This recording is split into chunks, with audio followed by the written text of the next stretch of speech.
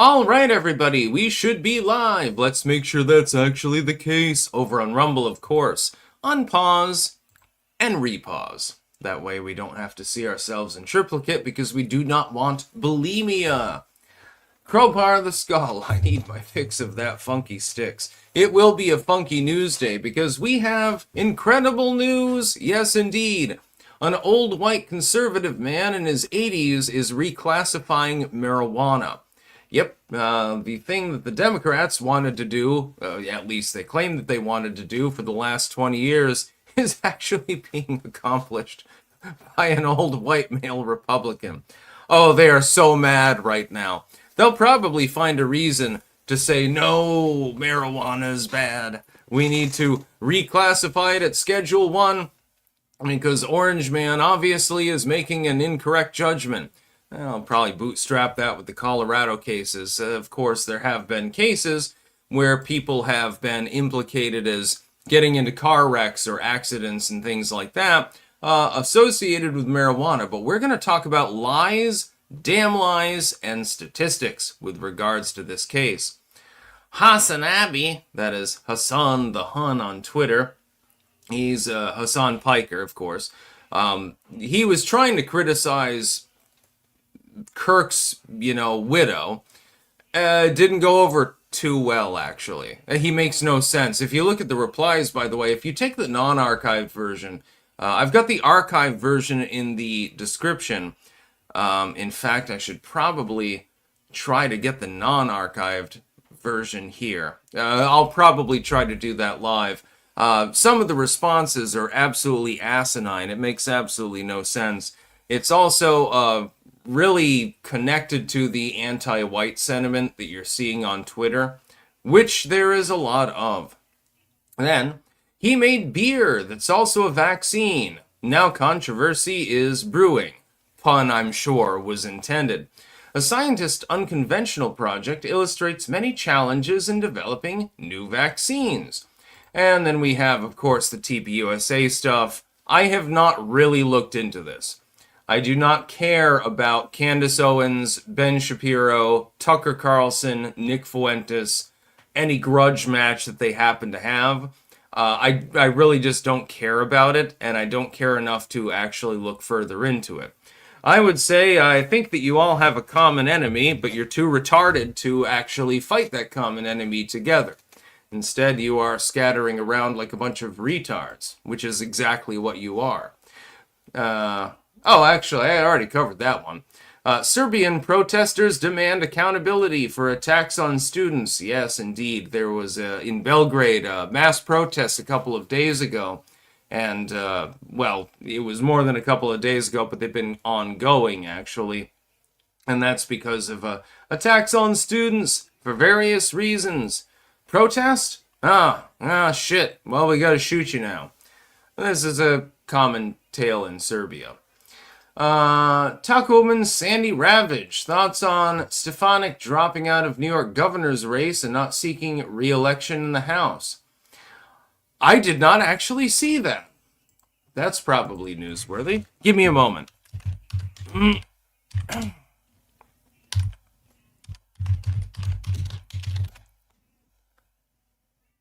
Huh. Oh yeah, Stefanik is out. I don't know why exactly she decided to drop out.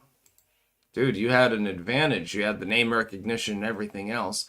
Trump endorses in New York governor race day after Stefanik drops out. He has endorsed Nassau County, which I've been in, actually, Executive Bruce Blakeman in the New York gubernatorial race a day after Representative Elise Stefanik ended her bid. So she's not trying to regain her House seat, and she's not trying to go for the gubernatorial slot. Well, that means that one of two things happen. Either Trump told her, hey, you're too valuable in my cabinet. Please stay here. Please don't do this. We'll figure it out. That's possibility number one. Or number two, hey, I'm kicking you to the curb. Bye. And she's like, well, I can't win anyway. Huh. That's, no, I didn't hear about that, actually. Oh, that was on the 20th, actually. Why was I not Why was I not told about this? That's my question. Anyway, Spike. I'm surprised a leftist judge hasn't blocked Trump from rescheduling pot. Yeah, man. Smoke up. Also, Western Europe is becoming a subhuman Nazi shithole. Screw Europe and let's focus on South America. Sorry, European clankers. I agree with you. We need to invoke the Monroe Doctrine, make it clear we're the lords of this particular hemisphere. Europe can go its own way. Build your European Union. It'll collapse, but, you can try to build it anyway and do your own thing. It's not because anyone here dislikes you. No, we liked Europe. But that's the past tense now, isn't it? Liked. As in, I remember a time when France was, I'm going up to the Champs-Élysées. Yes, indeed, to get a glass of wine. And stuff like that, like there's somebody painting on the street drinking a glass of wine or something like that. That memory is long gone. That's like, that ended in the 2000s, basically. Now France, ostensibly, is a shithole. For instance, Paris. I've never been to Paris, but I've known those who have been there.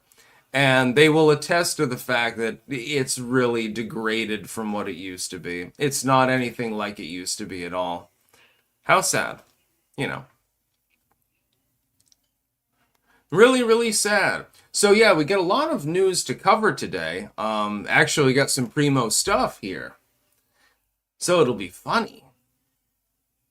Vulcus, you took away my mod. Hashtag cut for sticks.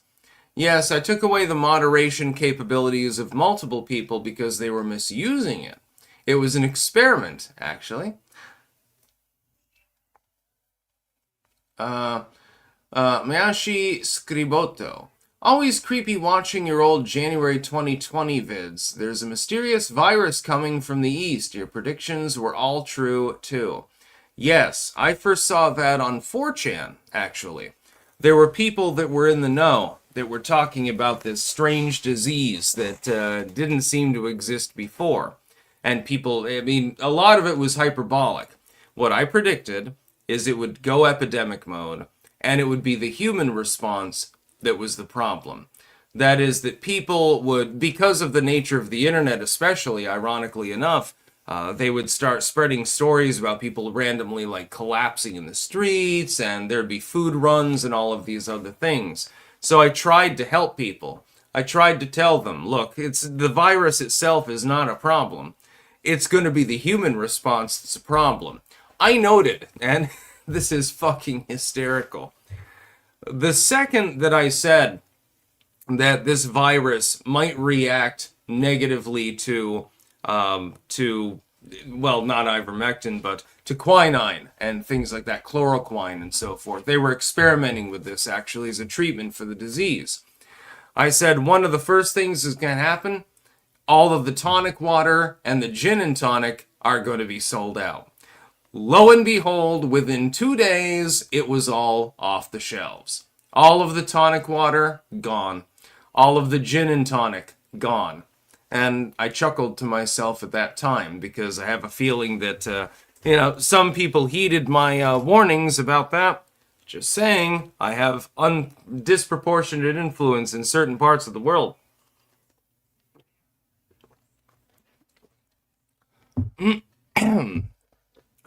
Green tea. I needed that. Just saying, sometimes you need a good glass of tea. Sassmaster, enjoyed your video about blaming white people. I'm here for the backlash. Tired of the last 12 to 15 years of the anti-white sentiment. Yeah, stop blaming white people for your problems. White people went into parts of the world where people were chasing lions around with sharpened sticks, basically. Sticks, pun intended. And then all of a sudden they had railroads and shit. We are not to blame for your problems. The evil colonialists. Everything was fine before you arrived. We were floating around in the sky and building pyramids and shit. Then all of a sudden these white people showed up and everyone started dying and getting enslaved. Because there was never any crime or slavery before they arrived. We were idyllic. It's sort of like the firewater mythology. Should make a video on that. Actually, let me docket that before I forget. Let me docket that right now. The fire water mythology.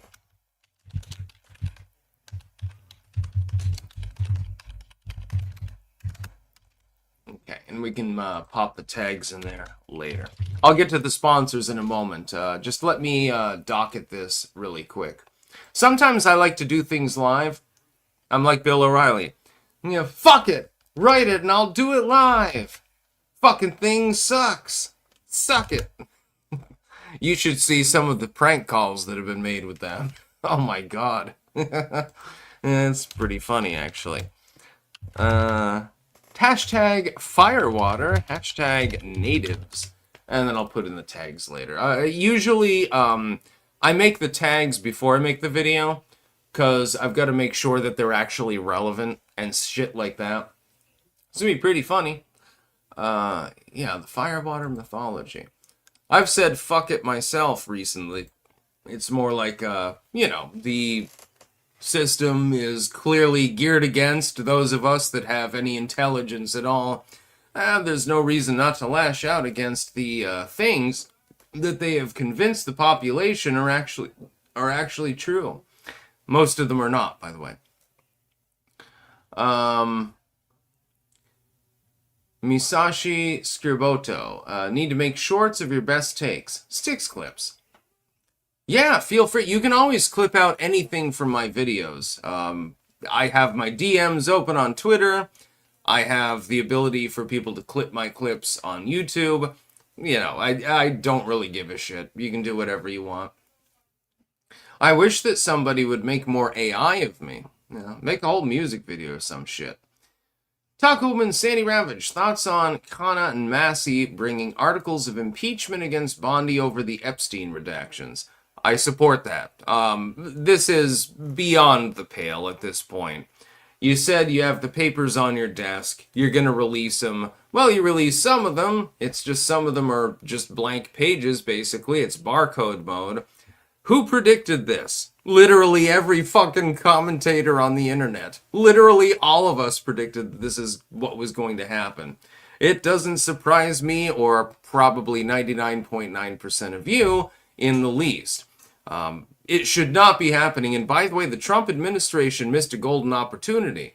They should have just blanket unredacted everything in those releases. Simply release them on the public. Let everyone hang in the wind, I don't think that Donald Trump did anything wrong. I don't give a shit if some of his associates did. It doesn't really matter now, does it? You're going to be attacked by the liberals anyway, so you might as well get out ahead of it and say, look, I've got nothing to hide. Maybe some people that I was friends with before have something to hide, but other than that, everything's perfectly fine. Fireman Pig, what is your opinion on Marco Rubio? It's Rubio! Yeah, I should have a... Damn, I wish I had a bottle of water right now. And his comments regarding regime change in Venezuela. Also, can you say hi to Kathleen? Hello, Kathleen, I'm sure you're lovely. My thought is, I do not believe in attempting to force regime change in Venezuela. We've tried this before, over and over again. It does not work. It's a terrible idea. My suggestion was simply to do an aerial denial system where you take thousands and thousands of drones and run sorties over the country so that there's no possibility of them using air power while running a naval blockade. You do not need land forces anymore, especially not in your own backyard, the Americas.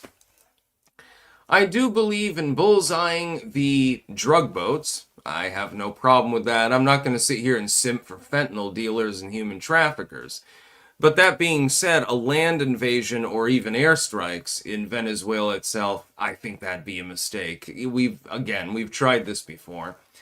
Wolf Better, you're underselling affordability, mate. I get Trump is not to blame entirely, but at one point, does the blame shit?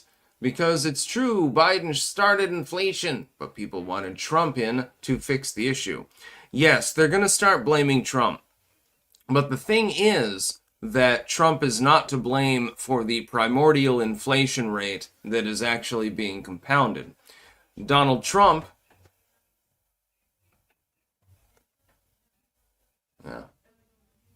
think the cat just thumped on the floor, or something like that. The fact is that Donald Trump is not responsible for the current inflation rate. He will become responsible for it. This is only a couple of months away. After that, he has nobody to blame but himself for the inflation. He has gotten the genie partially back into the bottle. That's the good news.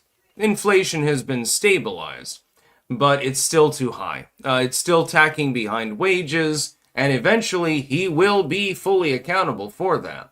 Doesn't matter if Biden got the ball rolling. Yeah, Biden made pickles go from $3.99 to $7.99. We're all aware of this fact. There was a reason why the stickers on the pumps there said, "I did that," for a while. But the gas prices have not come appreciably down. They have simply stabilized. They are held down.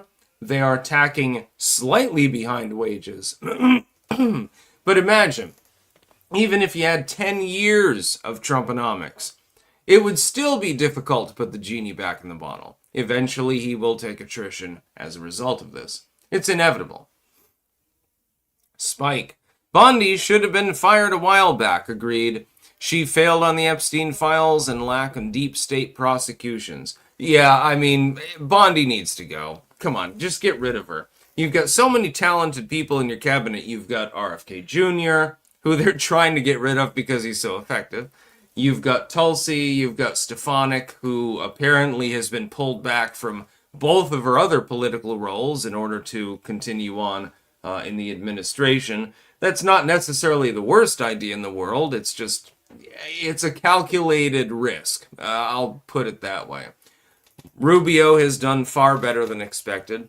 I wouldn't say the same for Kash Patel or Dan Bongino. But mostly, they're doing a good job. They're doing the jobs, and they're doing it relatively well. Some of them better than others. Look at Lee Zeldin, for example, Environmental Administration. Lee Zeldin has ripped apart a bunch of regulations. He's doing a great job. Lee Zeldin could have propped up, by the way, the race in New York, and he probably will anyway, regardless of who the nominee actually is for the GOP. But there are a couple of duds and thuds. That's just the way that it works. Let's get to our sponsors before we get to the rest of the news. Because, oh shit, I didn't bring the new bottle actually in here. Damn it. I actually got a bottle from Cultivated Mind today. And you can get from cultivated-mind.com. Mushroom pills. This one's empty, but I just got a new bottle. Trust me, I'll take them every single day. That one's Radiant Energy. There's also Brain Squared, and then there's the Immune Boost, and all of these things. There's also Doggy Dose. Got a new bag of that as well. Thank you very much, by the way, to Cultivated Mind. I'm very happy that you gave that to me. I really do want to make a video where I go around town and go up to people with, dogs. And be like, hey, you want a doggy biscuit? And then they eat it, and, I assume that 100% of them will enjoy it. Smells really good. I mean, it smells good to me. I would fucking eat one of them. It will boost vitality. It will boost your immune system. It is good for you. It has bioactivated mushroom extracts. In the Doggy Dose, there's 6 of them, double bioactivated. I don't know exactly what that means because I'm not a chemist, but I mean, they seem to enjoy it, so I wouldn't worry too much. Then we have Anton's Meat. Yes, we have BiltongUSA.com. You can get you Wagyu, Angus, Cabanassi, venison, bison, and other things, as they are available, of course. You can also get your imports. This is Vegemite, not Bovrite. It doesn't really make a difference, so. Bovrite is definitely the best of the 3. Marmite's the 3rd one. Yeah, Bovrite's definitely the most tasty. But Vegemite is more the thing you spread on toast. Whereas Bovrite would go in a stew or something, or a soup or something like that. Also, we got Stick, Sax, and Hammer mugs, tumblers, and shirts available. And finally, we have jamandbean.com. This gives me the opportunity, Anton gives me a yummy taste once or twice a day. Jam and Bean gives me a good sniff. It is delicious. This is the Clank Blend. They sell coffee. The Clank Blend is going to be the mildest coffee that you've ever had as far as acidity. There are others. The Costa Rica Blend is really good, by the way. Also, various teas available. One of them is called, if I remember correctly, I think it's still here. I just gotta find it. It's called, what is it? Pirates Plunder. And it's got coconut in it and things like that. It's a rooibos tea. So various teas available as well. So there are 3 sponsors on this channel, all of which are most deserving of your patronage. And keep in mind, Christmas is coming soon. Tomorrow will be fucking Festivus. I'll be airing my grievances on a Festivus video. I don't really celebrate it in a serious manner. It's from Seinfeld, but it'll still be funny. Doug, it is a medium roast. By the way, did you know light roast coffee is actually more caffeinated than dark roast coffee? It's just a differential in flavor. The more you roast it, the more the caffeine goes away. Most people don't know this. They think, oh, it's dark coffee, really powerful stuff. No, actually, the light coffee is the one that's the most powerful, at least if you want that caffeine jolt.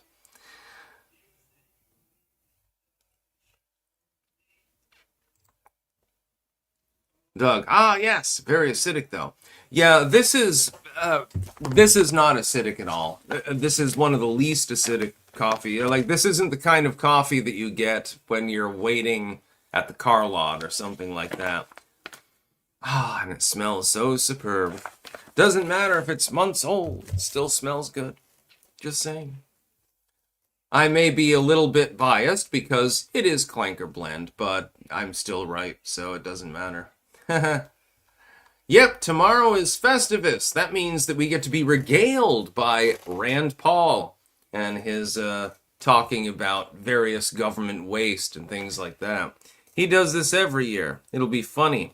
Plus, the Pats just won and clinched their ability to go to the playoffs, so I was happy about that as well. I guessed that they would win. My dad claimed that they wouldn't, and apparently the odds makers favored the Ravens to win by 3.5 or thereabouts. And I told him, no, the Pats will win. Don't worry about it. They won. New England supremacy. Oh, it must piss everyone off. We're going to talk about football, actually, a little bit, because I want to antagonize people. Because it's funny. Apparently, and this was unbeknownst to me when I was younger, the Patriots are like the most hated team in football history. I do not really keep up with sports ball. I couldn't tell you about, any of the specific figures that are actually on the teams, but it's still funny. When it pisses somebody off, it's always a good time. I love it. Foosball. Oh, God, fireproof cranes. Foosball. Waterboy. Gatorade. No, not Gatorade. No. Gatorade. Water. Really great movie. It's hysterical. Watch Waterboy sometime. Just saying. It's hysterical. Sally Hamster. Espresso is a different plant from coffee, so you can't roast it as long. Wait, espresso's not made from the same plant? Okay, this is news to me, actually. You mean espresso is not from the coffee bean? Okay, now you're going to have to explain this because now I'm confused.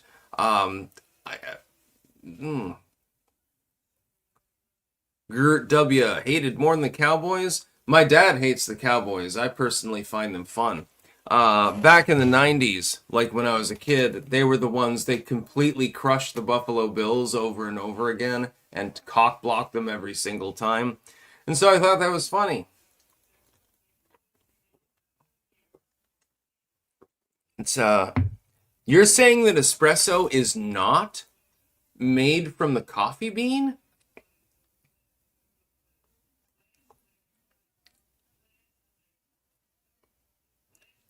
Uh, I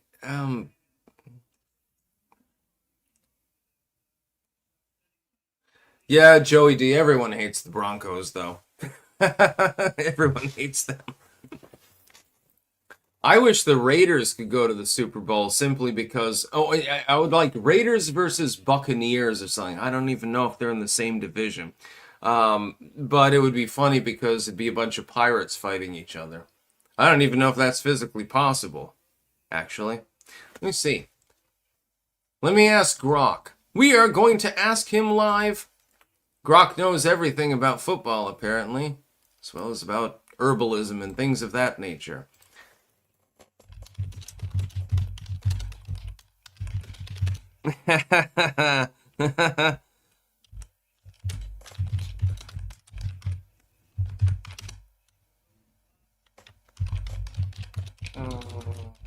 You gotta use the prompts right. Yeah, we're gonna say, is this even possible? No, they can't. Sad. Damn it. Yeah. I mean, I know a topical amount about football. Enough to troll people, mainly. Unfortunately, we're not gonna get pirates versus pirates. How sad. Oh, the Buccaneers and Raiders can. Okay.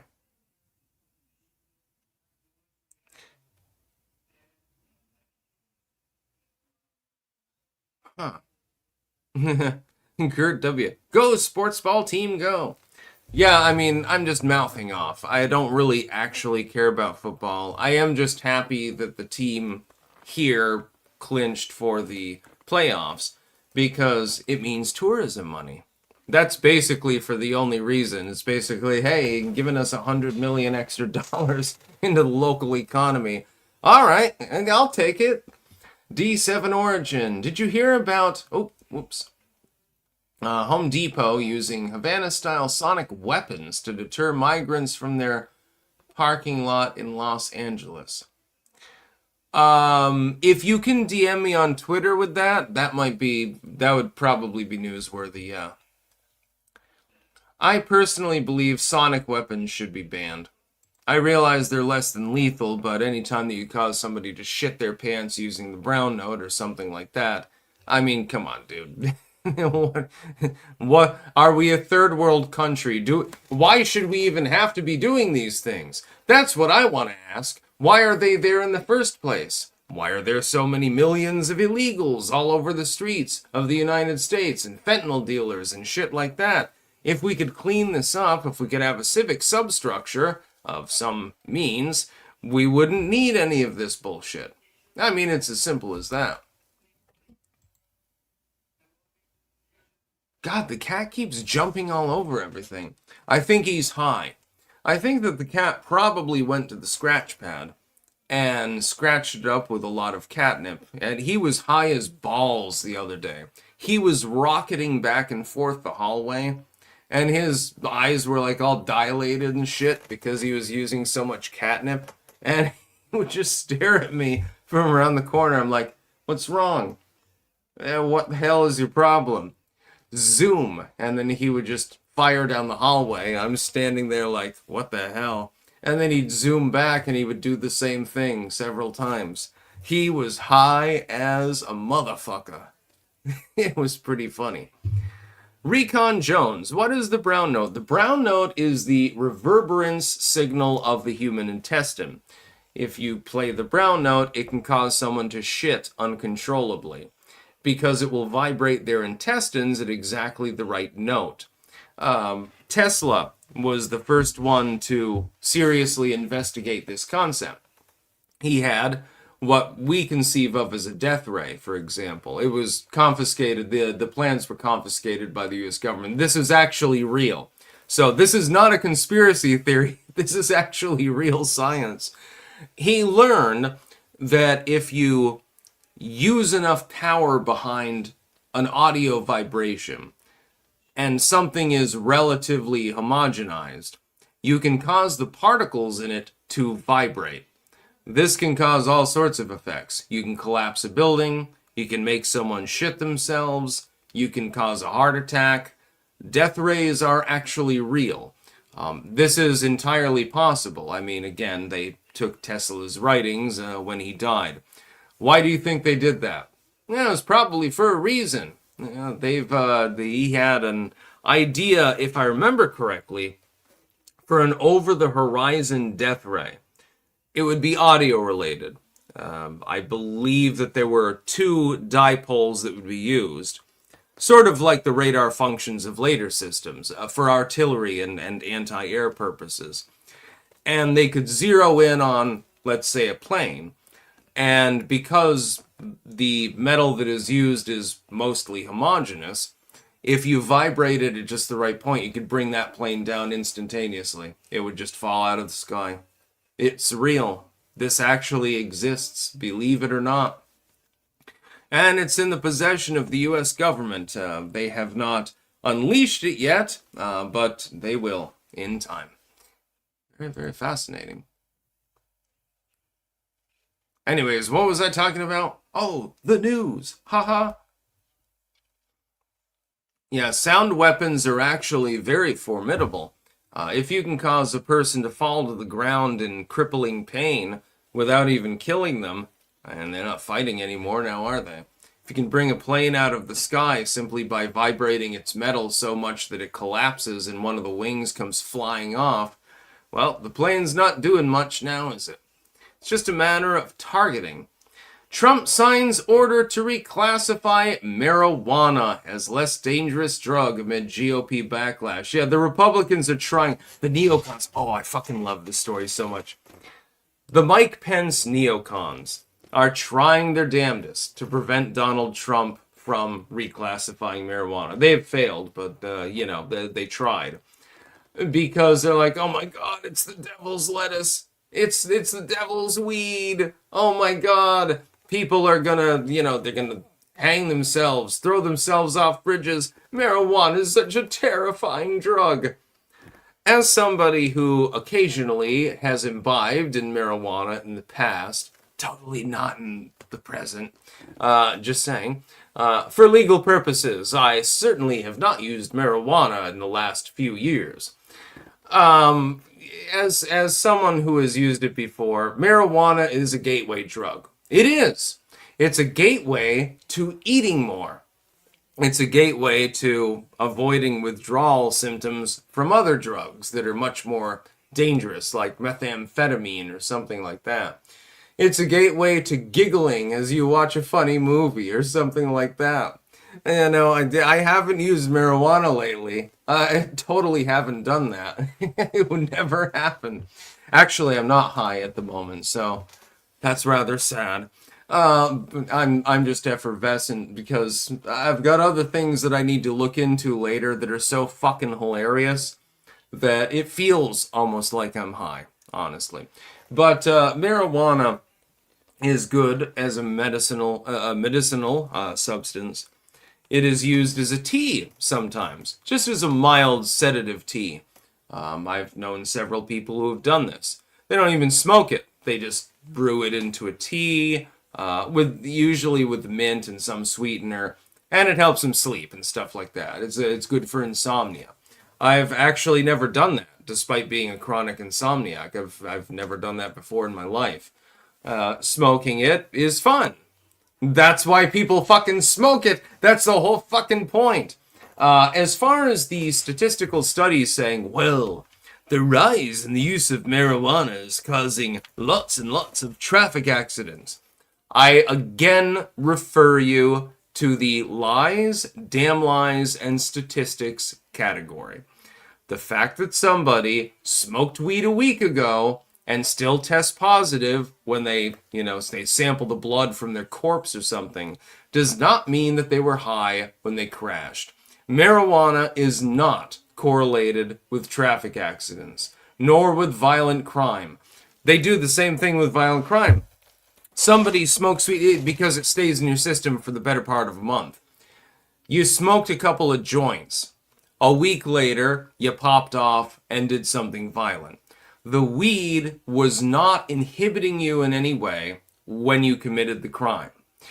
But they're still going to say, well, it was probably correlated. They tested positive for marijuana. They're going to put that in the statistics anyway, despite the fact that it provably cannot have anything to do with why you popped off. The concentration in the blood is detectable, but it's too low to have caused any form of inebriation. They do this over and over again. They do this with alcohol too. Oh my God, he had a beer yesterday. Quite clearly, this is why he crashed his car. Bullshit. Had nothing to do with it. The fact is that what we need to do is focus on the highly inebriating, much more dangerous substances, which is why Donald Trump has very wisely declassified marijuana down to Schedule 3. He did this by executive order. He didn't even wait for Congress to act. I think he might have already made his announcement with regards to this, actually. So, yes. Oh, King of Biltong is here. I don't have... Well, actually... Do I have Bovright? I actually do have Bovright. But you will have to give me a moment. Just a moment. We're going to get some Bovright, my friends. Yes. Yes, if he himself is here, then we must use Bovright. Vegemite is acceptable, assuming that it is not because of his presence. But if he himself arrives, it must be Bovright. It is important. Yeah, give me that Bovright.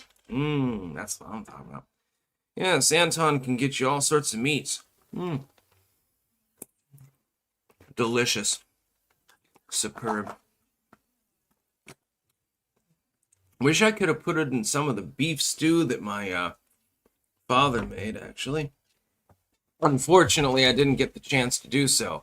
Should have surreptitiously put a teaspoonful in or something like that. King of Biltong, hail, my man. What was I talking about? Oh, yes, marijuana. I'm sitting there eating both right out of the bottle with my finger, and we're talking about marijuana. Yeah, so basically, with this rescheduling, it means that on a federal level, marijuana is no longer going to be treated the same as heroin. It's going to be treated the same as Tylenol, which is what they should have been doing all along. The war on pot is ending. There are some states that are trying to reschedule it. They are retarded. Mentally retarded. I don't understand how these people are even still alive, because I would figure they're so dumb their brains shouldn't even be able to keep their heart pumping. Marijuana is not a societal problem. It can be a problem in some people's lives. Alcohol's legal. Yeah, no, that's not a problem in anyone's life. Cigarettes are legal. That's not a problem for anyone.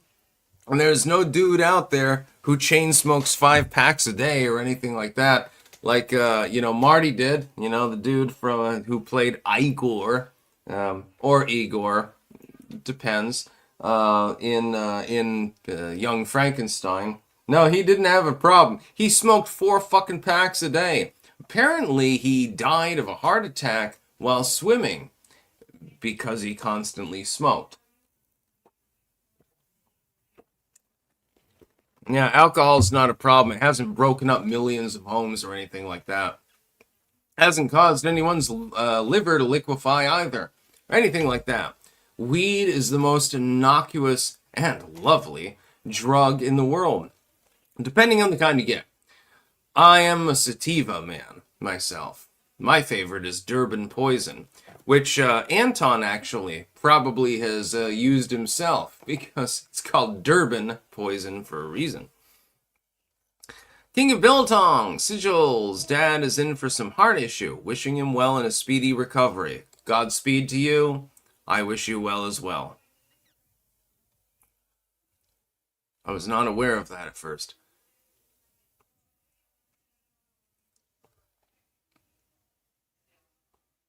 Tarred and feathered. All inhalants cause brain cancer. I don't think weed is going to give you brain cancer. I think it's going to make you eat a Twinkie. The Twinkie will be more harmful to you than the marijuana that you just imbibed.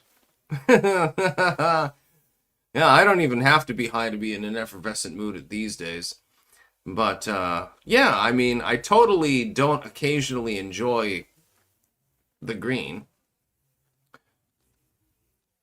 I haven't used marijuana in years. I would test negative and shit.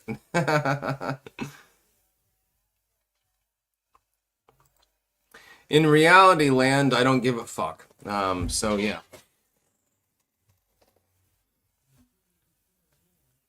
Steven, I honestly can't tell a difference between the weed strains. Well, I mean, some of them, they'll make your head pound. They'll make you feel sleepy. That's like more on the indica side. It can be good for relaxation, I suppose. Sativa is more like you start giggling, like if you have, let's say, lemon haze or Durban poison or something like that, or Skittles. It'll make you more giggly. It'll make everything funnier, and you're still gonna relax. It's just you're gonna giggle yourself to sleep. So I lean towards the sativa side. I prefer that. And then there are like the 50/50s, like the most powerful weed that I ever smoked was White Widow. I got this hydroponic, totally, White Widow stuff. It was sticky and like it was literally half trichome. It was amazing. And I smoked that. And I was so blasted out of my mind that I was literally crawling on the floor laughing at several of my textbooks. Then I listened to grindcore for several hours and I was laughing my ass off the entire time. It was great, let me tell you. One thing that you can do, smoke some weed. I totally didn't tell you to do that. Disclaimer, I'm just joking. If you wanted a good time, it would be a good idea to smoke some good sativa and then watch soundboard prank calls or prank calls in general. If you have a good sense of humor, have a good evening. Then you should fuck. That's good on weed too. Just saying. Yeah, the local Wendigo, White Widow. Yeah, that was some powerful stuff. I didn't really enjoy it as much until I started listening to the grindcore, though. With Lemon Haze, I took a couple hits, and then I just wandered across campus back to my dorm. I was owed a few hits because I got some alcohol for someone who was totally 21 at the time, and he smoked me out and with his friends. And then I was walking across campus, and I got like probably 20 yards before I started laughing uncontrollably. That was a great time. I have used quite a few drugs in my time. We'll just put it that way. I am totally not using any at this time. Would I smoke weed? God damn, no. I'm court ordered not to do so. By a court that's 1,400 miles away, but anyway. Yeah, so marijuana is going to be reclassified, so they're not even going to test for it anymore. I mean, if the federal government doesn't care if you take it, what the fuck are the states going to do? Make it a felony? Something like that? Good luck to you. Let's talk about Hasan. Right-wing commentary is a well-funded grift. Keep in mind, this is the dude that puts a shock collar on his dog and causes it to literally whimper in pain and fear simply for getting up out of its bed if he's on a live stream. He is a piece of shit. He is an attention whore. He's a villain, actually. He's much worse than anything that any of us could be. Is a well-funded grift propped up by the super wealthy, the people that are funding Hasan, to keep the working class occupied, fighting each other so we don't unite and fight them instead. Can I ask you something? Do you think that Hasan is a member of the working class? Oh, this is a rhetorical question because the dude's worth, what, 10 million bucks or something like that? That's probably an understatement. Dude's made millions and millions and millions of dollars, lives in a McMansion, and he's saying he's going to fight for the working class. And it reminded me of that one cartoon where the communist person is like, I fight for the working class. And then there's this dude with the cross on and oil stains and stuff like that. Oh, shucks. Well, thank you, my mate. And then, the communist gets upset because that's not the working class he wants to fight for, because he's not part of the working class. And I was thinking to myself, is Hasan likely, if he meets some dude in a construction helmet with an oil rag sticking out of his pants, having worked 2 back-to-back 10-hour shifts on an oil rig or something like that, is he likely to embrace him and say, hey, comrade, good shift you had? I doubt so. Is he likely to compliment the person that flips his next burger, which he obviously eats many of? Probably not. He sees them as below him. These people will virtue signal. They are called bourgeois, actually in Chinese, which Hasan should know something of because he's a fucking commie. You are a retard. You are a sellout. You make millions of dollars doing what you're doing. You pretend to be part of the working class. You pretend to defend the working class, but then you look down on the working class. You see us, those of us that have less than you, as a bunch of toothless hillbillies. We cling to our guns and Bible, as Obama would say. I do not have any guns, and I'm not interested in the Bible, but you'd probably lump me in there anyway. You look down on us. You think we're less educated. We need to listen to you. It reminds me of the debate that I had with Jessica there on Break the Rules podcast with Lev Polyakov. You should look that up with Jessica Deloche, I believe it was. In this particular debate, she effectively said, I'm smarter than you, so you should just fucking listen to me. That is effectively the only argument that she had. I'm like, hey, well, why can't people opt out of unions and stuff like that? It's fine if you have a union and stuff like that. If people want to opt in, I don't give a shit. Let them do what they want. But let's say someone wants to be private. Let's say that they want to work in the workplace and they don't want to be part of the union. And the only answer was, well, the unions benefit everyone. So, okay, so you have to pay them, the union boss, who often makes 6 figures in the process of doing so, because you trust them? Why should they be forced to trust them? Well, they benefit people. That was the only answer that was given. We've seen this over and goddamn over with leftoids. They believe that they are better than us. They believe that because a person was raised in the working class, or as I was actually, in the even lower class, they believe that we are unkempt. We are unsophisticated. We're not quite as erudite as them with their Harvard degrees. And so we should rely upon them for their benevolence. Well, fuck yourselves. That's what I have to say. This is what I have to say to everyone that believes that way. This is my message to Hasan, for example. You're an asshole. Retard. No, I'm not going to listen to you at all. Effectively, what they're saying is, hey, fellow working class citizen. I mean, I know I've got a Ferrari over there, but just ignore that for the moment. I'm working class too, because I'm not Elon Musk rich, so that basically makes me identical to you. You should listen to me, because I have your best interests in mind. And, again, okay, also ignore the limousine. Come, get away, limousine. You're skewing my pitch. Yeah, you should listen to me, and you should vote the way that I want you to vote, because I have your best interests in mind. How are you any different than all the rich bitch politicians like Nancy Pelosi? They have benefited people so much. Yeah, there are no poor people in the country anymore. The rich people took care of it. Fucking retards is what they are. They don't care about you. Michael Jackson got the memo, by the way. Look up They Don't Care About Us. The unredacted version, by the way. I strongly suggest that you do so. Yeah, Hasan really cares about you. You know, you repair cars. I mean, think about it.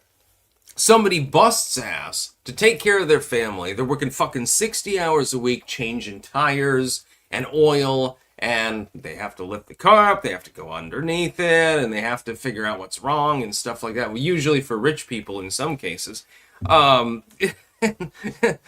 they're supposed to side with Hasan Piker, the dude who's worth tens of millions of dollars, and he just sits on his ass making videos. At the very least, I'm no hypocrite. I realize that much of my wealth comes from what I'm doing right now. But at the very least, I've written and edited a bunch of books. I know how to grow things. And I don't skimp on others. I don't ask them for donations for some campaign to free some communist or something like that, like he does. So I think that I'm his superior, actually. It doesn't matter. I've come to a conclusion, and it's not really a comfortable one when you think about it. The people that are at the top, that are actually promoted by platforms and corporations and stuff, are technically the worst people in the world.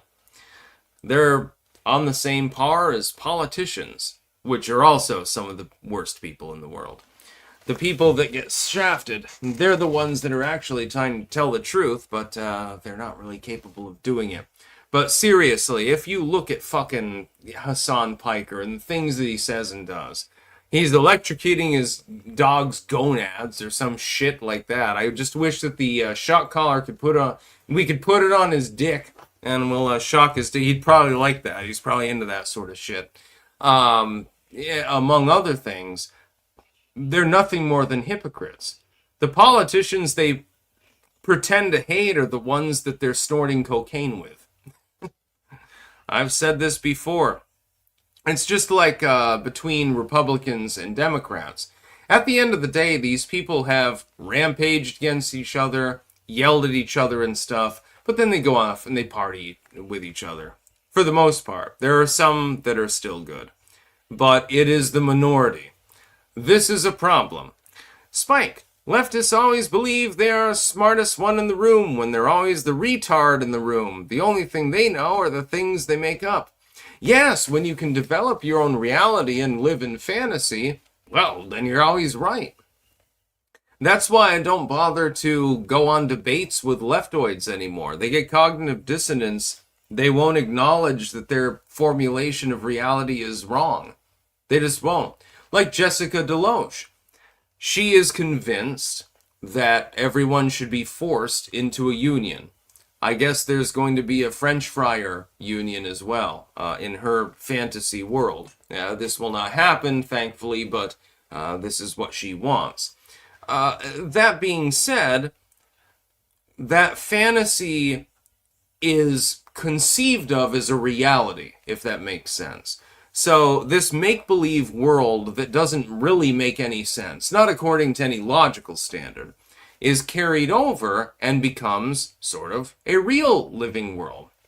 I have my own fantasies. Mostly it's daydreaming, and I recognize that some of those fantasies are not real. I imagine things that happen, things that I say, things that I do, which did not happen, that I did not say, and so forth. But that's just for my own entertainment. I don't pretend that they're real. I mean, I've got other views that are even weirder. Those ones happen to be real, but that's beyond the point. With regards to sociopolitics, the left appears to believe that their bizarre and completely antiquated view, and they call themselves progressive, but really it's a regression to the 1700s more than anything else. They believe that this should be the golden standard of what should happen today. Number one, it will not happen. They will lose. Number two, you're nuts. Number three, I do not believe in compulsion. I believe in individuals. I tried to explain this, but it was like talking to a brick wall. After that particular debate, I pretty much lost faith in trying to help these people get past their severe mental illness. which is exactly what happens when a person is a commie. Communists and socialists are all mentally ill, 100% of them, without exception. Every single one of them. I have deduced that they have brain damage, effectively. Just saying. Yeah, dumbass bitch, says Snake Red. Exactly. Look at the fucking interview. Go to the Break the Rules podcast with Lev Polyakov. Look at my debate with Jessica, or the one that I had with that anti-gunner. That one was just as funny. Talking to these people and trying to reason with them is not physically possible. There's something fucking wrong with these people. It's like, did you get shocked in the head when you came out of the womb or something like that? Did somebody, were you deprived of oxygen when you were an infant? Something like, did you almost drown? Had to be resuscitated? Something is clearly wrong with these people. I mean, I may be biased because, of course, I wouldn't debate at all unless I thought that my point of view was right. But it was overwhelming. At the time, people are like, what the hell am I even watching? These people don't know what the fuck they're talking about. FB, MJ woke up after the cops forced him to show his dick. Yeah, he got persecuted by the system. Black man with vitiligo, or however you pronounce it, vitiligo, I believe it is. And yeah, they took pee-pee pictures of him, and he was self-conscious. And he's like, I'm basically turned into a white dude, but I'm still being persecuted. What should I do? So he made that famous message, I think that was, 95 or 96 or something like that. And, I don't believe he was guilty.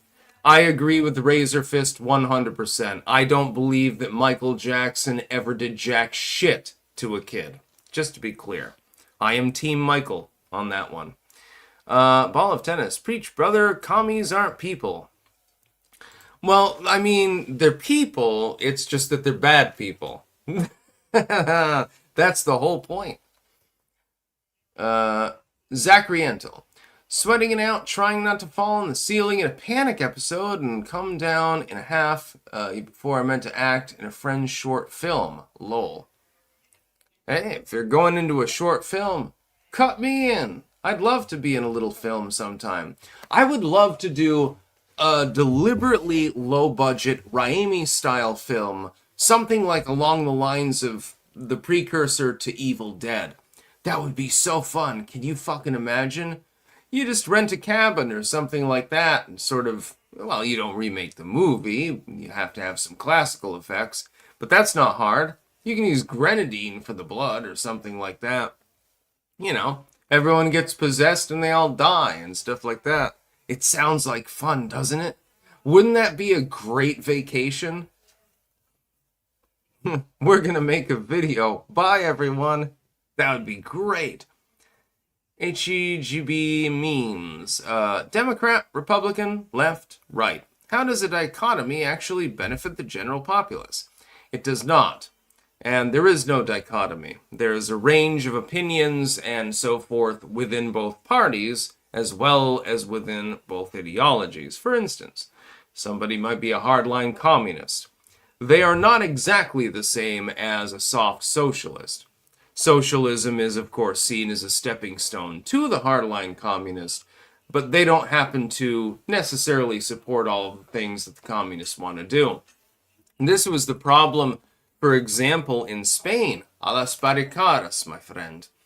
In anarchist-controlled Madrid, I believe it was, or Spain in general, the anarchists and the communists started fighting over exactly what you're talking about. And they killed each other. And so Franco came in and said, well, I mean, you're fucking killing yourselves. It's going to make it a little bit more easy for me. Flavors of the forest garlic. Yeah, hope your garlic arrives safely. By the way, everyone, Flavors of the Forest garlic powder. You should fucking get some. I had some the other day. It is very, very good. And there are multiple flavors available. And actually, can you DM me on Twitter, please? I would like to talk about the possibility of some sort of deal involving your garlic, because it is that good. It's really, really good. Yeah, that went in the chili earlier. Definitely improved it. Why do I have so many fucking comments here? I'm trying to get through them. It's just difficult. Yeah, we need to make the Styx Hexenhammer movie, which is me being brutally tortured by demons or something like that. I don't know. We'll figure it out. I do have one, the Timmy movie, which is based loosely on the old Muppet animation, and I always thought it would be fucking hysterical. You could probably do it with AI. Not 100% sure. Let's get to more news. You know, come on. Yeah, so Hasan, I mean, come on, dude. He's rambling about Erica Kirk and how she accidentally said the word grifter instead of gift. Like he's never made a mistake in his life. Like I've never made a mistake. None of us have. Only Erica Kirk. To this kid here, she quickly corrects herself. This is at TPUSA. And, you know, just goes on with the show, so to speak. Hasan thinks this is very, very meaningful. Meanwhile, he was shocking his dog's cock over and over again. Fucking moron. As far as Hasan goes, your hypocrisy is noted. Your lack of intelligence is also noted. The fact that you manage to brand yourself is more the result of other people's intelligence than yours. Normally, people have to use their own intelligence and skill in order to make money. In your case, you are just a useful idiot, which will be cast aside in due time. They will throw you down from heaven. It will happen. And I will be there laughing my ass off when it happens. You're going to lose everything, my dude. Because the people propping you up eventually will say, well, his usefulness is gone. Yeah, fuck him. Because it's a bunch of corporations. You're not a commie. You're not a socialist. You're a capitalist. Good on you. You decided to make a bunch of money. But you don't have any real skills or talents. You really don't. The only thing you can do is talk into a webcam. I can do that. But then again, I can also write books and grow food and things like that, and I know a lot about medicine. You do not. The only thing that you do is commentate on e-drama, basically. You're a retard. A fucking retard. So you will be cast down. They will let you go. It will happen. It has happened before. It will happen again. This isn't even really a reflection on you at that point. It's more a reflection on the way the corporate process works. The corporate process that you claim to oppose while openly endorsing it by taking part in it. You are a sellout. How sad. That's the way that most commies work, actually. Most of them, they have no clue what the fuck they're talking about. Then we have this Science News article about some dude, Chris Buck, who apparently Chris Buck stands barefoot in his kitchen, holding a glass bottle of unfiltered Lithuanian farmhouse ale. He swirls the bottle gently to stir up a finger-breadth blanket of yeast and pours the turbulent beer into a glass mug. Buck raises the mug and sips. Cloudy beer, delightful. And beer is basically just water that's slightly happy. You're going to need something stronger than that to actually do it, my friend. He has just consumed what may be the world's first vaccine delivered in a beer.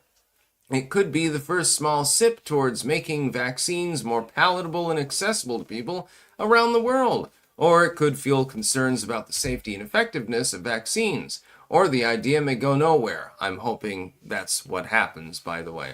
No matter the outcome, the story of Buck's unconventional approach illustrates the legal, ethical, moral, scientific, and social challenges involved in developing potentially life-saving vaccines. Let me stop you right there, my friend. Vaccines should not be mandatory. Vaccines should be voluntary.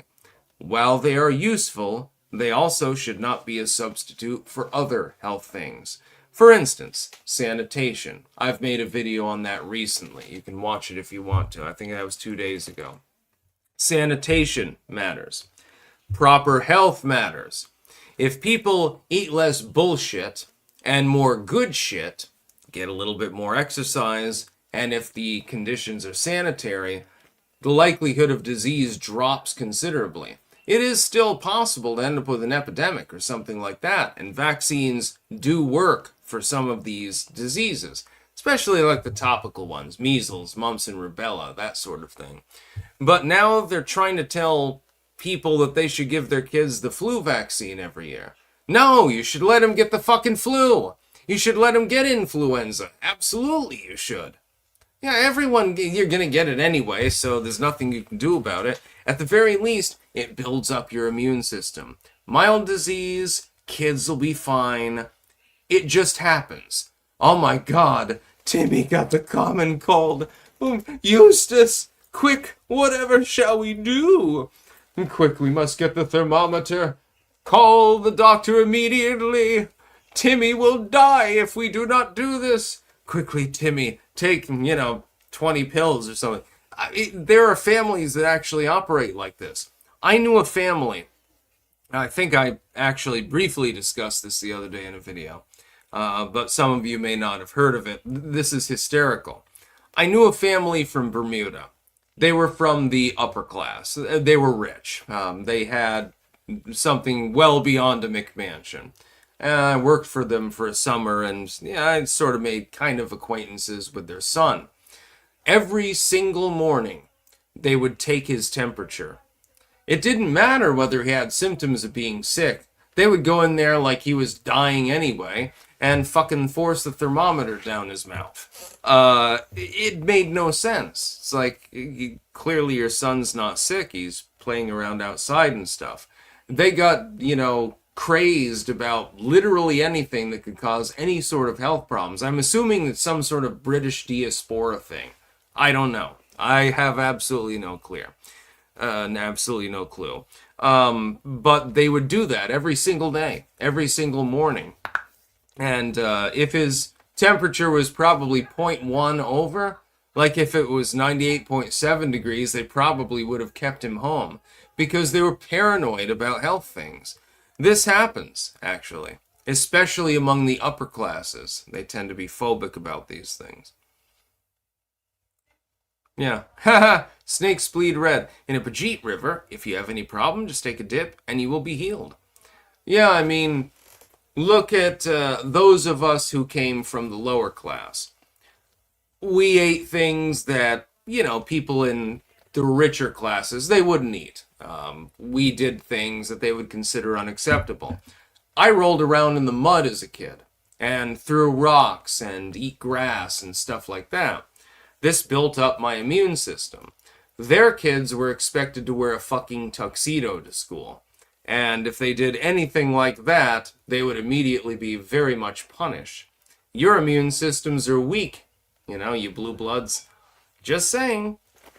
I have absolutely nothing against people who have garnered wealth. But when they expect something completely different, especially of children, because, they're going to eat weird shit, they're going to roll around in the mud and stuff like that. That's what they're supposed to do. They're fucking kids. When I see something like that, then I look down upon them. They look down upon us, but I look down upon them, so to speak. It's pretty funny, actually, when you think about it. Oh yeah, we got to talk about the this stupid idea of a GOP civil war. It bothers me to no end. Not because I give a shit who comes out on top. I don't give a fuck about Candace Owens, Ben Shapiro, Tucker Carlson, Nick Fuentes. I don't give a shit about any of this fucking shit. I really don't care. Your, e-drama is something that I'm not interested in because I'm better than you. Flavors of the Forest Garlic. Sent you a DM on X. Thank you. Yeah, but no, I don't give a shit about that. I need to use the bathroom briefly. I will be back for a short time because we do still have, I believe, 2 news articles to cover. But I will be right back. So I'm going to go offline briefly. Don't worry, I will be back. I know. It's almost Festivus, so, we're going to have celebrations over the next couple of days, just saying. We will probably have a Christmas live stream too. I will be right back. Do not go anywhere.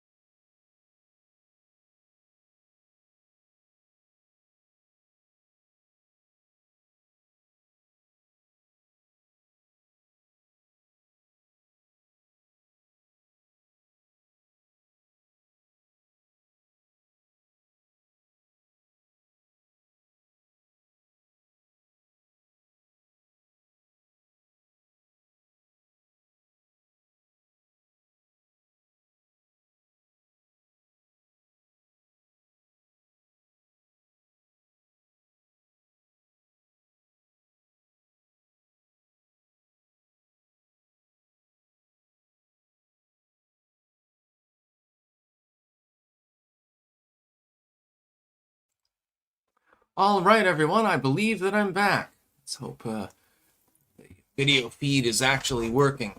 Sometimes it has problems when you try to reconnect. Yeah, I think it's working. Hey, Bobby. Bobby Bobinson. I would like to address you personally. When I destroyed ICQ chat, the web chat, that is, not the application, at first I was elated. I had a great time. I crushed them with trolling raid after trolling raid over the course of several years, eventually driving them off the internet entirely. One of my greatest accomplishments. When I was done, at first I was very happy. Then I felt a feeling of emptiness, actually, sadness more than anything else. That was because I could no longer troll them because they weren't there. And then I felt sad because the people that I did want to connect with, they weren't there either. Will you feel the same if I were to go to prison for the next 16 years, or to die, or something like that? I wonder. I think the answer is probably yes. Just talking to you. Anyway, yeah. We'll talk about TPUSA, this Ben Shapiro stuff. Okay. In this particular dust-up between Shapiro / Tucker / Candace Owens / TPUSA at large / Fuentes, etc., I have remained generally neutral. I think that it's just nonsense. These people are all vying to be the replacement of Charlie Kirk more than anything else. This is pointless. It makes absolutely no sense politically, number one. It makes no sense in an organizational capacity, number two. But it's been happening now for quite some time. When Charlie Kirk got his head blown off, basically, when he got killed, everyone came down around like wolves. It was like a wolf pack, everyone vying to be the alpha. In some cases, alpha male, and in some cases, alpha female. Erica Kirk is the proper one to succeed Kirk. That is because she is, the wife involved. All of the other infighting means absolutely nothing. It's pointless, basically. If you want to destroy a political movement, the best way to do it is through infighting, actually.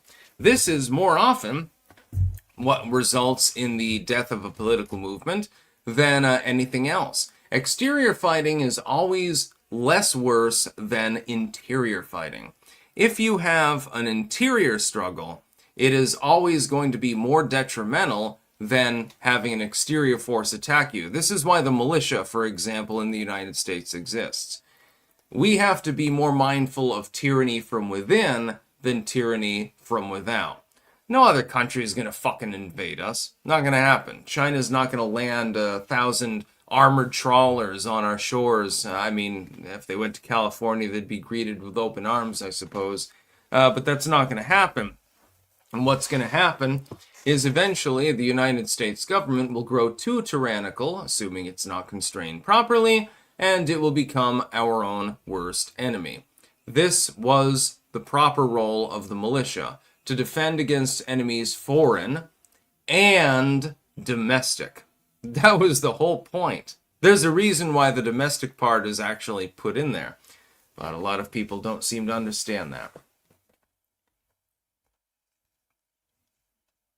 King of Biltong, Merry Christmas sticks and all clankers, and a Merry Christmas, Festivus, Yule, and Solstice to you as well.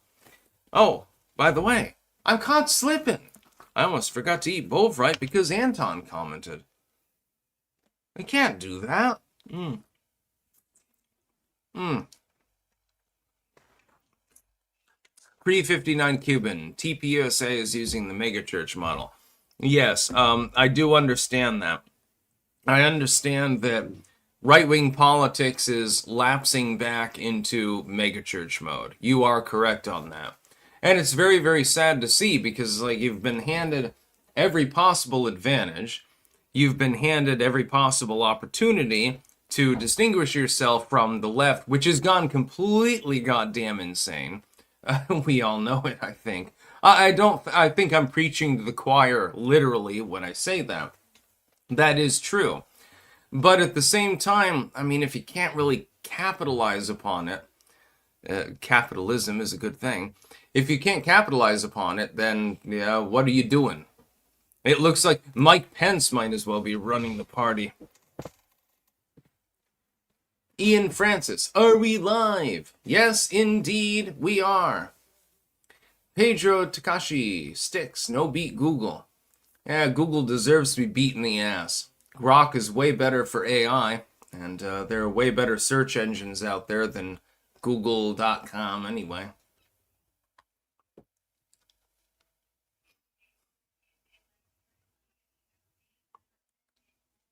Bobby Bobbinson. Sticks isn't being mistreated. LMAO, pure cope. Well, you should check the Kiwi thread, actually. I think that you'll find that some of the people making claims against me are actually the violent ones. Literally threatening violence in the last 24 hours against other people. And talking about infanticide and things of that nature. Yes, but I'm the crazy one. I'm the one who's violent. Yeah.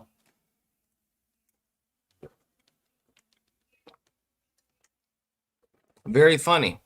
I'll be reading through that thread later. I'm going to have great fits.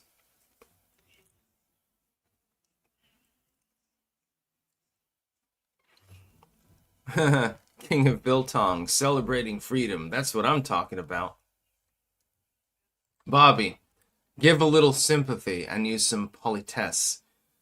I am not the enemy that you think that I am. Actually, I find you amusing more than anything else. The fact is that the people making claims against me are the ones that are completely messed up. You will see this quite clearly. It has been publicly posted on a number of occasions. Bash Lucarelli. What type of feather is that in your hat? This is a goose feather, actually.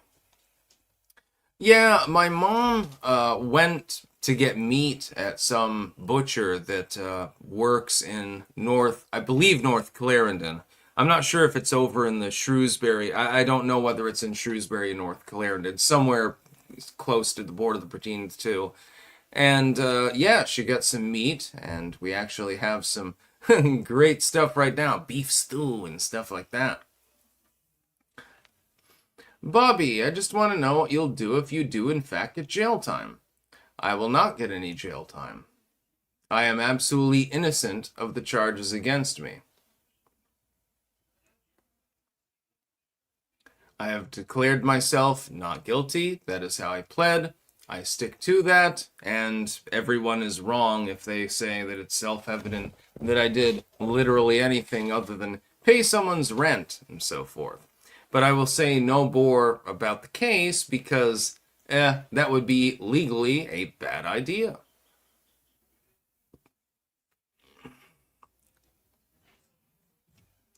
Believe it or not, it is possible to break the law while helping someone and even keeping them from killing themselves.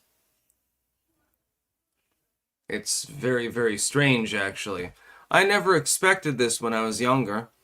When I was young, when I was a child, I thought, it's cop versus villain. The cop is the good guy, the villain is the bad guy. When I got older, I realized at first that's not always entirely the case. When I got even older, I realized, oh shit, that's rarely the case, actually. The legal system itself is the corruption. And so its decisions often make absolutely no sense whatsoever. For example, you can attempt to deliver medical aid to a person who is attempting to overdose. And because of a court decision, you're not allowed to deliver the aid to them at all. You can then be imprisoned for doing so. Can I ask everyone out there, the thousands of people watching, does this make any sense whatsoever? The answer is no. I mean, if you're sane. Well, I mean, I'm not sane, but I still understand the answer myself. It doesn't make any sense. You can attempt to prevent someone from dying and still get persecuted for it. You can attempt to help somebody, to pay their bills, to make sure that they are not unhoused, as they call it now. In other words, homeless. And you will still get persecuted for it. It happens all the time. Very, very interesting. You can have the best intents in the world, but your intent does not matter. Only the law matters to the law. But the law makes no sense because it was built by a bunch of people who are morons. Bobby, you are wrong.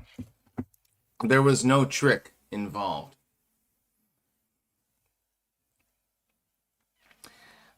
The truth shall come out. What is done in the dark shall be brought to the light. Everyone will know everything that has gone on in the near future. But this is not the future, it is the present. You will have to wait. It's me, W. Is that what happened? Yes, I was imprisoned in part because I tried to save someone's life. That's exactly what happened. That much I will confirm. I tried to save somebody's life. As a result, the legal system decided I was a villain. Who's really the villain in this situation, me or the legal system? But again, I'm not going to speak any further on this case at this time. Because I'd rather talk about the news, actually.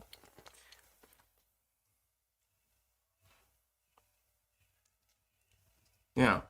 It's like, imagine that you're on the street. You see some dude assaulting a woman, so you slice him in the face. And then you get in trouble for assault because you were defending the woman. That's basically what happened to me.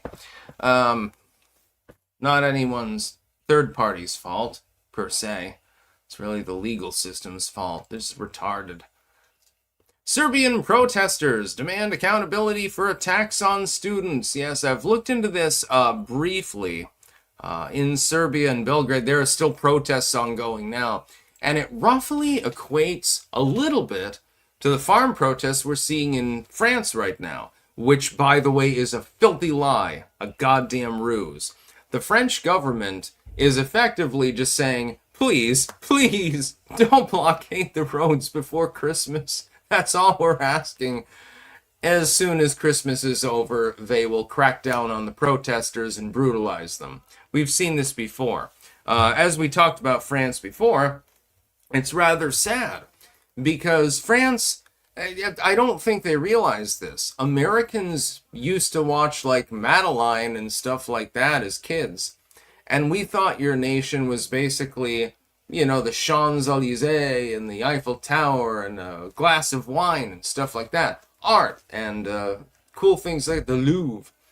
That's what we used to see your nation as.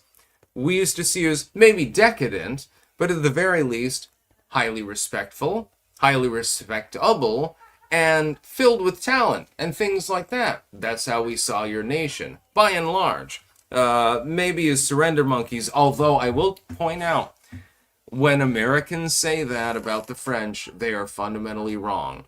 Actually, they've got one of the most winningest militaries in the entire history of mankind. The win-to-loss ratio for the French military, especially after Napoleon was existing, actually is pretty good. They're the only ones that were capable of defeating the Vietnamese. Nobody else has managed to do that, so they were doing pretty well. But that being said, we look at the French Foreign Legion. I want to watch Beau Guest later. Great movie, by the way, the 1930s one with Cooper. France was seen as a place of art and history and things like that, as a laid-back, chill place to be. Now, if you go down the Champs-Élysées, you're not going to see a lot of art galleries. You're going to see like Islamic tea shops or something like that.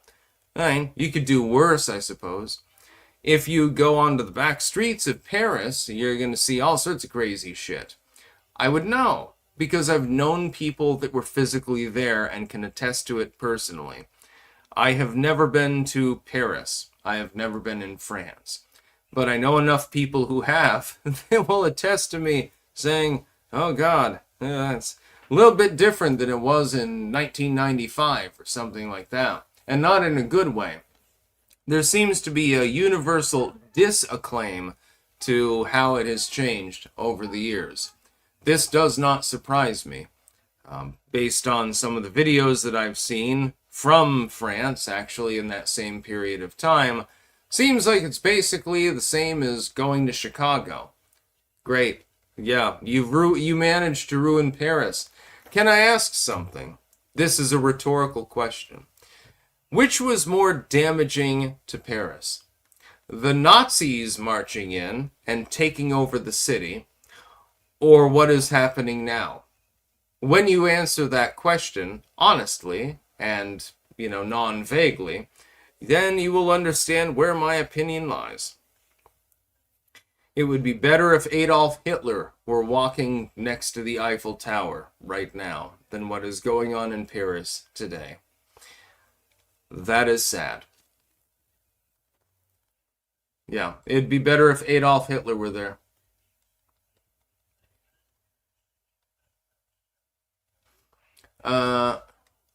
Arctos, a BS vegan protest has forced my local turkey farm into drive-through only for Christmas. Does this reduce harm or just disrupt small farms and customers? The latter, of course. Vegans are a cult. Veganism should not exist. And vegans would not exist unless there were pharmaceutical companies willing to give them pills and tinctures to compensate for their lack of proper proteins. Veganism is a sin, in my opinion. Vegetarianism is fine. You can still get your animal protein from dairy products, stuff like that. It's perfectly fine. You don't want to eat meat. You don't want to kill animals. You just want to squeeze their tits. That's perfectly fine. But veganism is retarded, actually. I look down upon vegans. I managed to convert one of my friends to vegetarianism from veganism. Mainly because she was having a massive nutritional deficiency and she had no other choice. I tried to explain to her, hey, you're going to need to eat some eggs, cottage cheese or something, you're going to die. And I managed to do that. I feel very happy for myself as a result. Lovely woman. Exbashi Exlucor. Seems like Germany won in the end. Yeah, the Nazis won, I suppose. Technically speaking, the Nazis won. I mean, look at Operation Paperclip. Space program, modern weapons, jet engines, modern technology in general, the design and format of society, which has been so carefully curated for people. The prolonging of the concept of passports, which initially were not actually meant to be permanent at all. Yeah, good luck getting to another country, asshole, unless you decide to pay the fee. Everything is Nazi. Basically, the United States is a Nazi regime, but not for the reasons that the left proclaims. Actually, if anything, our leftist economics are in line with what they kind of want. It's a very, very strange world. I need to set up my Festivus tree in a little while, so I ask people to give me some time to do that.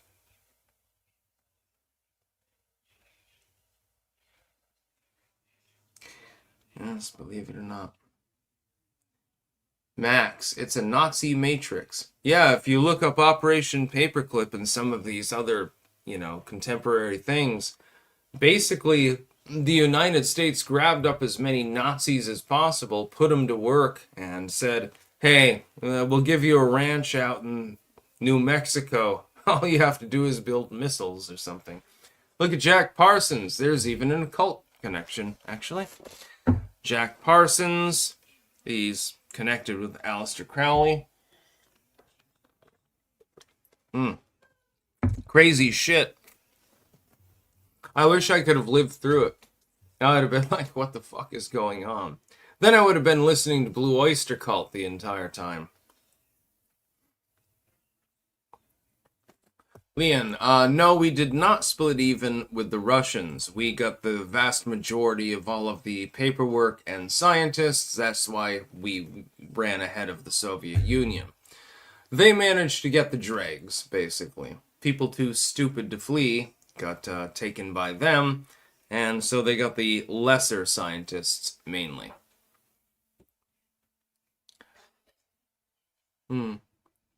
Ah, Biz, Don't Fear the Reaper. Good song, but there are others from Blue Oyster Cult that are even better. Godzilla's a good song. I mean, that's more flippant, but it hits hard. Yeah. Take Me Away, that's a good song. Summer of Love, that's another good song. I think my favorite song by Blue Oyster Cult is Summer of Love. You know, this ain't the Garden of Eden. There ain't no angels above.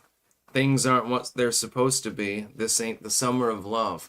I think that's my favorite song by them.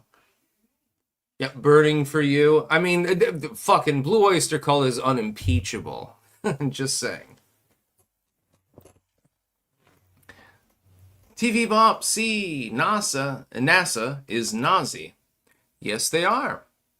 Yes, indeed. The moonshot would not have been capable without Nazis being involved.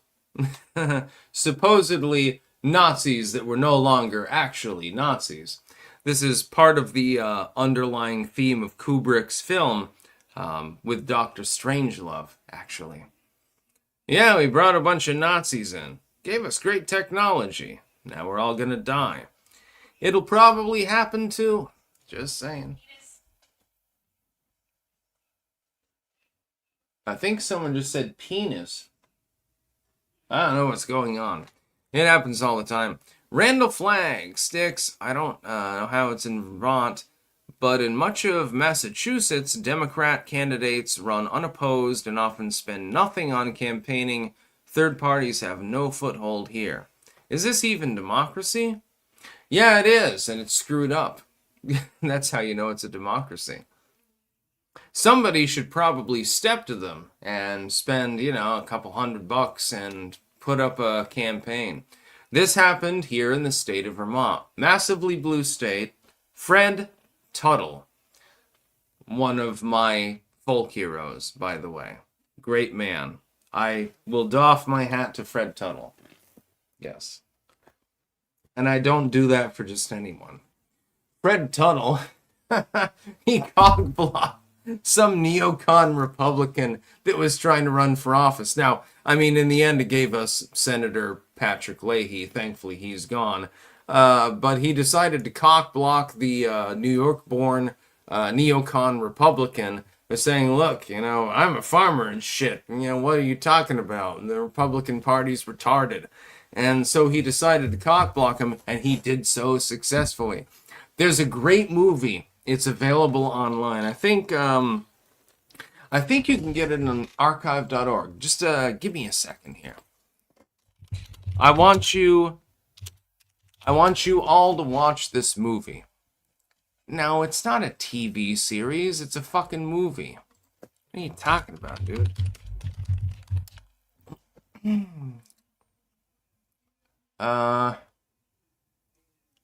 Where's the actual upload? Okay, there we go. I think we found it. With Bill Blashley. Oh, God. Yeah, it's still on YouTube. All right, here's the link for you. Your homework for the night is to watch this video. It does not matter which site you happen to be on. Your homework for tonight is to watch my personal idol, born here in Vermont. And by the way, this movie is mostly comedy. It's political comedy. You will probably like it. Enjoy this for Festivus. Actually, it's about the perfect movie to watch for Festivus. Come to think of it. Haha.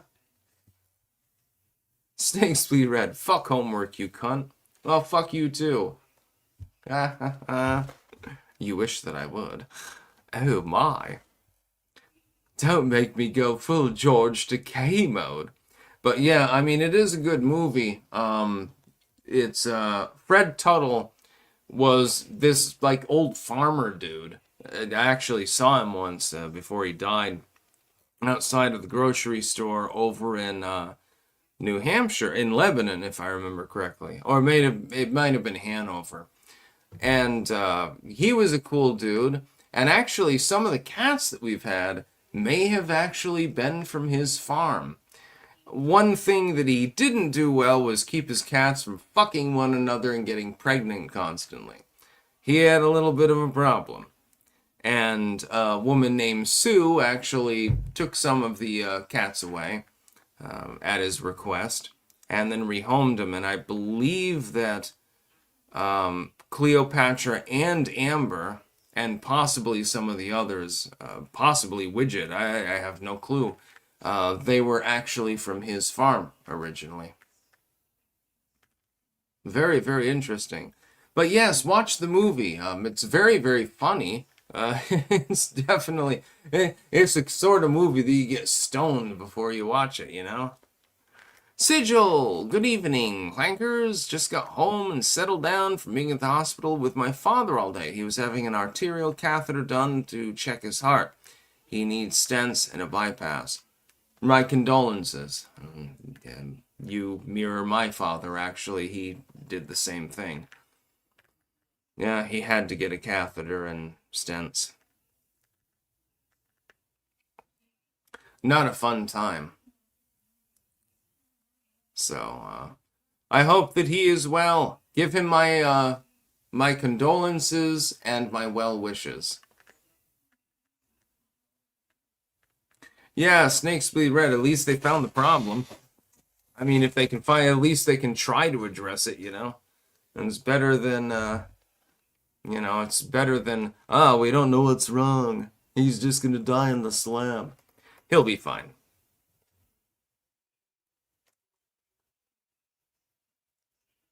Tarred and feathered. Catheters aren't as much fun as they seem.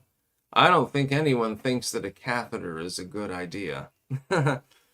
Sigil, and if you're wondering what my dad was having done is dangerous, a woman brought in her very sick daughter for the same kind of arterial cath. She didn't make it. That's sad to hear, actually. Can I have an evening without negative news, please? I don't think people understand how sensitive I am to emotional things. They probably think I'm a cold, unemotional bastard. Well, on the surface, that's true.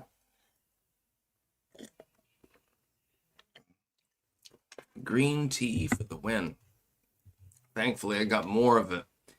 I need to do this. Well, this is the Yunnan jig. Where'd the pirates' plunder go? I don't know. I'm gonna drink that poo. Also, an herbal tisane tea. Bobby, emo sticks. Yes, I have emotions, believe it or not. I may transcend the human body, so to speak. It does not mean that this temporal body does not still have human feelings. I'm capable of feeling them.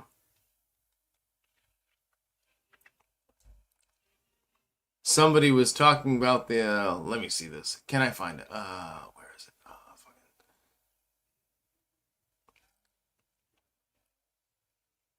it? Where did it go? Ah, yes. TV Bob. The last SS division in Berlin was the 11th Charlemagne. They should be proud. Obtained was the legitimate government of France. If you want to go down one hell of a rabbit hole, the last broadcasting radio circuit in Germany, as of World War II, when Berlin was falling, was called Radio Werewolf, actually. It was a division that was specifically involved with radio contact, with communications. It continued to broadcast until several days after the war, actually. it led its name to a band called Radio Werewolf, which actually I've spoken with several members of actively. And you wouldn't believe the occult meaning behind it. And that was the last broadcasting station in Nazi Germany. There were tales from about a year later, actually, where people up in northern Canada thought they saw Nazi soldiers walking across the ice. There were tales years later about U-boats surfacing off the coast of South America. Some of these are canonically true. We know that it happened. We know that the rat lines were real. Also, there are tales about them going under the Antarctic ice. With the proper generating system and the right equipment, with the technology of the day, it would have been possible to actually survive in small numbers under the ice. Just saying. Dead Star. Look up Radio Werewolf. Most of it will be musical in nature. It'll be by Nicholas Schreck and by the daughter of the founder of the Church of Satan, Zena LaVey. It gets into a weird nexus. There's a little bit of a rabbit hole to go down. I do not know if there are any final broadcasts. Also, if you want to look up something funny, well, it's not really funny. It's more creepy than anything else. Look up the shortwave broadcast. Let me try to pull it up. I'll try to link everyone out. Just give me a minute here. I'll try to link it out. What was the name of it?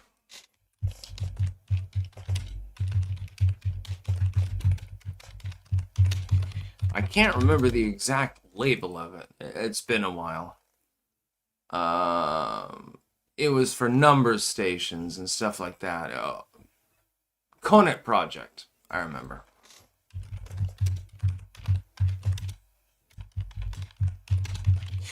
They used to do something, well, they still do. Good. They've got the whole playlist. Excellent. I'm giving you a Christmas gift early. Trust me.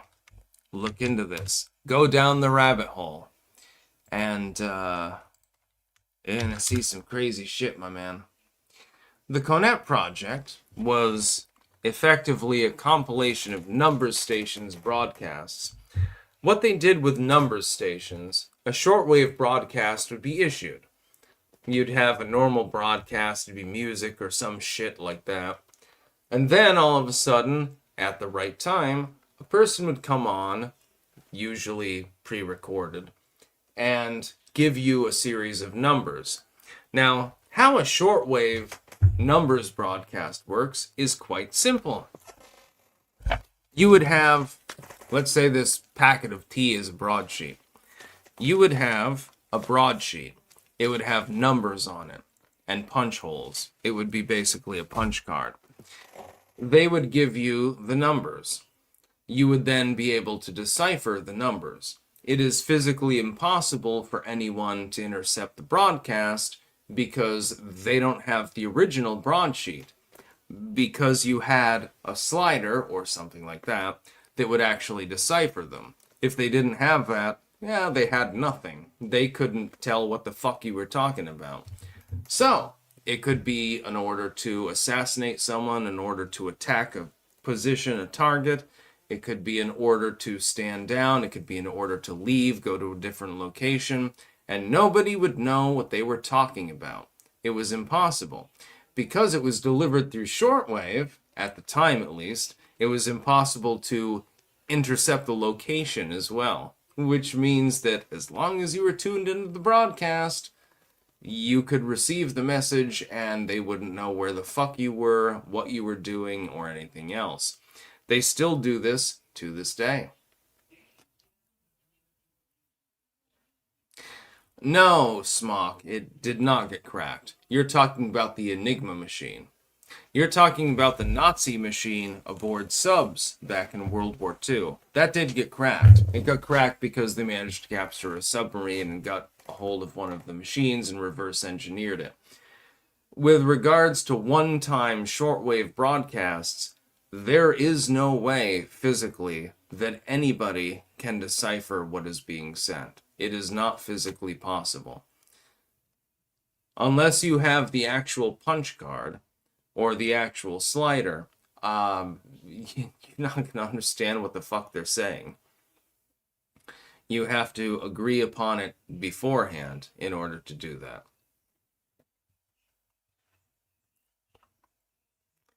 Yeah, if you want to actually go down the rabbit hole, trust me, with shortwave numbers broadcasts, holy shit. Max Federk, Trump is a puppet of Israel. I'm proud to have been off the train since 18. No genocide on my karma scorecard. I am upset with Donald Trump for his obvious Mike Pence style neocon support of Israel. That being said, though, I mean, I think he does it out of political pragmatism more than anything else. I'll give him a semi-pass. I'll say I will tolerate this if you don't inflame the situation further. If he goes to war with Iran or something like that, I'm going to say fuck you, basically. Just the way that I am. I do not like war. I do not want to fight anyone. I am not interested in killing. Sigil, and if you're wondering what my dad was having done is dangerous, a woman brought in her very sick daughter. Oh, I already read that one, sorry. My apologies. Sometimes it drags to the top and stuff like that. Oscar Gonzalez, do you know the history of the word bedlam? It is connected to the conditions of 14th century menstrual institutions in England. I thought it was connected to a more antiquated term than that. Huh.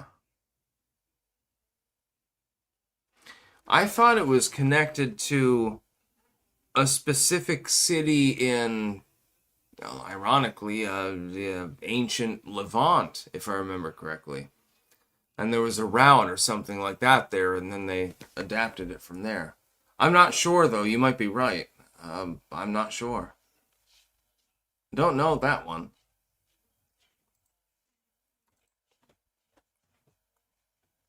Yes, the Enigma machine.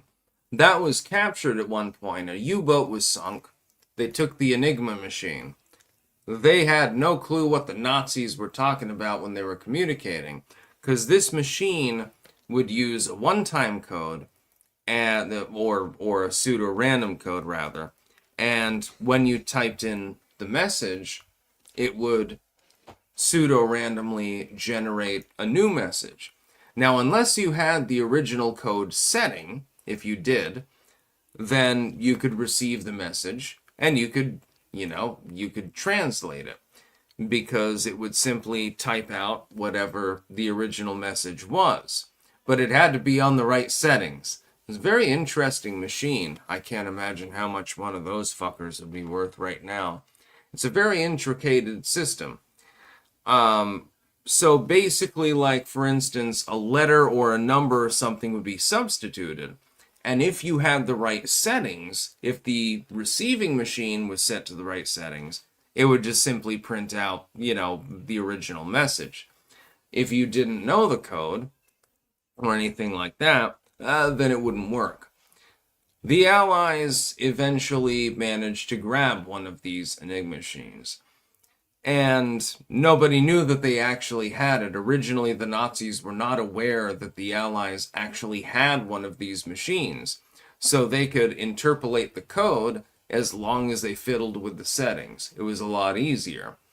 But with shortwave one-time placards, it is not possible for you to interpolate anything unless you physically have a copy of the actual plate. And so it is basically an uncrackable code. And nobody has cracked any shortwave codes. Like, we have no idea, for example, when we listen to the shortwave broadcasts that I've posted here. You should listen to them. They're fascinating. They're also a little bit on the creepy side sometimes. You don't have any idea what they're saying. Nobody else had any idea what they're saying. They were sent to spies and to agents and things like that. And what they do is they simply get onto a shortwave radio station and then they issue their orders or, information or something like that. Unless you have the original placard, you ain't learning shit because there's nothing to learn. A number could stand, for example, for a command. It could stand for an order or something like that. Or it could stand for a position. It could give you coordinates, all sorts of things. So a shortwave message that is only 4 or 5 lines long could tell you, you need to go here at such a time, kill this person, and deposit the weapon here, and you're extracted here. You could convey that message through just a series of numbers. You just have to have the right relay system. If you don't have that relay system, then it's not going to be meaningful. And because they're one time, if the person does get killed or something like that, and the enemy, grabs their stuff, their papers, they're not going to be able to make heads or tails of it. It won't make any difference because you simply use a different one-time passcode for the next relay message. It's very, very strange when you think. Anyways, I'm going to go offline now. I'm going to get some more news. Ball of tennis. Sticks, you're only half right. The Free Poles and Brits had sacked Enigma early in the war. Cracked Enigma early in the war. But they did grab an updated machine and code books when that sub was captured. Yes, I know. I'm aware of that. Snakes bleed red. The funny part is that the British actually developed the dual radar system for firing on German planes. They managed to do that. Also, technically speaking, they did invent the jet engine. It's just that the Germans were the first ones to make it work. The flying wing. The U-wing is quite a thing, actually, when you think about it. It would be very, very interesting to fly in one of those. I like when you're playing Medal of Honor Frontline, how at one point, when you're going out of that one building, there's like a Nazi UFO and stuff. I think that was meant as an Easter egg. Unfortunately, you can't actually use a rocket launcher to bring it down. It's very, very sad. But yes, I'm going to go and eat and relax, compile some news. It's almost 7 o'clock, so, I would like to sack out at some point. I also wish to watch a movie. I will be back tomorrow with more news. We will be sarcastic. We will be unkempt. Arr, matey. We'll be pirates and shit. Alright, that's about all. Peace out.